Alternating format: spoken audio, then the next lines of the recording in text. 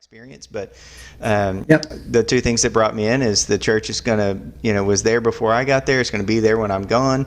It speaks the truth boldly, and it doesn't change its answers at any point, and it's got the Eucharist, and that I knew is what I was ultimately missing. Yep, you're absolutely correct in all of those. Protestantism, in as many ways, is a personality cult. People follow a personality. No The warmer the doubt. handshake, the better the speaker, the warmer the handshake, the more charisma they have, the bigger their church is going to be. And you look at the mega churches now around Houston and Dallas and the big cities, you get these huge mega churches. They don't even look like churches. They look like big office buildings sometimes. Well, Osteen and was a they have theater stadium. style seating where you can sit back in the theater seats and you can have a coffee shop, get a cappuccino on the way in, and entertainment. Oh my goodness, they have the best music and a fiery preacher.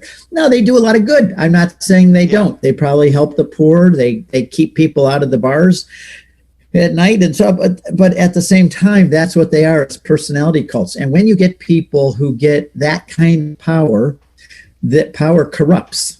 And you can see how many, we see the scandal in the priesthood, but if you are paying attention, the scandal within Protestant churches is far worse. Some of the big mega church leaders get themselves tangled up in sexual issues too, and money issues, and it becomes a personality cult. It's an empire that's been built. And many people move back and forth between these places. Yeah, if you don't like what one guy's talking about, then you just go on to the next one that talks more or thinks more like you do. And if you don't like that one, then you move on to the next one. And if you don't like that one, maybe you start your own. Yeah. Where does it stop? Is that you pinned it perfectly. My dad was called a church hopper. He hopped from one church to another. He was always involved. He loved studying the Bible. My dad would get in an argument with a pastor of the Baptist church that you're interpreting this incorrectly. You're wrong about this. Well, goodbye. I'm going to another church. When I was a kid, we went to so many different churches some Reformed, Methodist, Baptist, Presbyterian. We went to a lot of different churches. It didn't matter where it was, as long as my dad thought the preacher was preaching correct and the singing was good.